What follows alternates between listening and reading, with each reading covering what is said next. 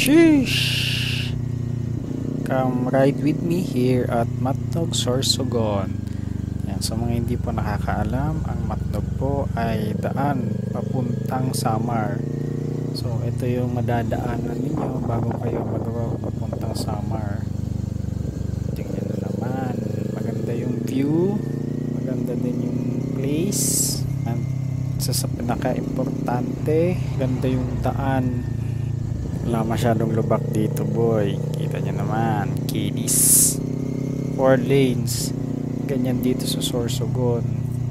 Yan ang pinagmamalaki ng Sorsogon kumpara sa ibang probinsya ng Albay, Camarines Sur.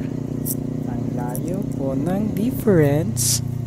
So madaming nag-rides dito because of the good road conditions sa Matnog, not only sa Matnog but the entire province of Sorsogon. Kita nyo naman ang mga views. So visit po kayo dito sa Sorsogon.